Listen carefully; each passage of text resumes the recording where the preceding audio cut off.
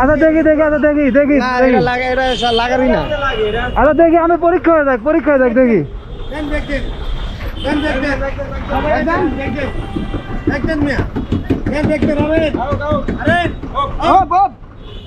জীবন ভাই আসেন ম্যাডাম এই জায়গার না আসেন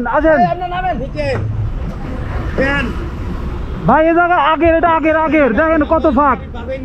এটা আগের ওই তো অন্য কেউ লাগাইছে ভাই আচ্ছা আমি দেখি ভাই আমি তো কথা বলতেছি এটা অন্য কেউ লাগাইছে আপনি টের পান নাই এখন জানবে ভাই জান রোজা রমজানের দিন এইটাই গাড়িতে হয় নাই কেমন হলো দেখেন এটা ঝাঁকি দিলে কতটুকু গাড়ি আগে হেঁটে জানে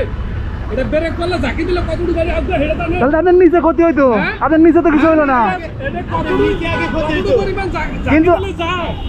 ও জানে কিন্তু নিচে আগে ক্ষতি হইতো ভাই আপনি নিচে আগে ক্ষতি হইতো এটা যদি আমার গাড়ির লোকে লাগতো ভাই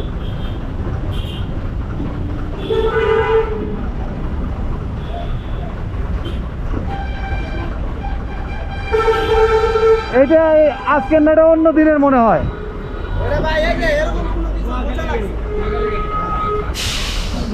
এখন ভাই আমার মনে হইতেছে এটা এই গাড়ির না আরে ভাই এই গাড়ি কোন জায়গায় ছাড়া আছে লোকে এই গাড়ি কোন জায়গায় লাগে না এই গাড়ি এভাবে ভাই এই গাড়ি কোন জায়গায় লাগে না তাইলে আপনার এই জায়গা আটকে গেল এই জায়গা লাগলো কিভাবে এটা ঠিক আছে ঝাঁকি লাগিয়ে ঠিক আছে এটা লাগতে গাড়ি লাগলে আপনি এইভাবে সেফটি হবে তাহলে নিচের আগে এভাবে সেফটি হইব করলে আমার বুঝান এভাবে সেফটি হইব আমার গাড়িটা ঝাঁকি লাগলে আমি ঠিক আছে তার পাইছি তাহলে তো নিচে ক্ষতি হবে ভাই আপনি নিচে ক্ষতি কিছু হয় না এখন ঠিক আছে এই জায়গায় ঝাঁকি লাগা হচ্ছে এখন সে বলতেছে না আমি ঝাঁকি লাগিয়ে তো হচ্ছে এটা আচ্ছা আপনার স্যারে কি কয় আচ্ছা ধরেন আপনার স্যারে কি কয়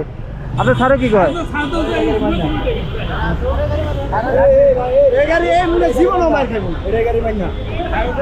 আচ্ছা স্যার কই দেও না সারে নাই মনে আমরা দেখো আরে ধরেন এই আহো এই গাড়ি মাইনা স্যার গাড়ি মারছে এই জায়গায় কইতাছে আমার গাড়ি বলে এটা মারছে স্যার এটা দেন তো আমার গাড়ির মাইন নাকি আর আমি বলি এটা কিন্তু আগে ছিল না আমি আচ্ছা আমি বলি আপনাকে শুনে না বুঝতে পারছি আচ্ছা তাহলে এই গাড়িও চলে যাবে আপনি কিছু করতে পারবেন তাহলে এই গাড়ি চলে যাবে আপনি এভাবে কথা বলতে পারেন না গাড়ি কার এটা টান দাও এই গাড়িটা টান দাও যাও এটা আপনি গাড়িটা আবার গাড়ি টান দাও আচ্ছা আপনি যান আপনি যান আপনি বুঝছি আপনি ভদ্রলোক না বুঝছি এই যাও মানে ভালোর কাল নাই ওই গাড়িটা মূলত ওই গাড়িতে লাগে নাই আপনারা ভিডিওতে দেখছেন যে ওই গাড়িতে মানে এই ক্যামেরায় কিন্তু অনেক ক্লোজ দেখা যায়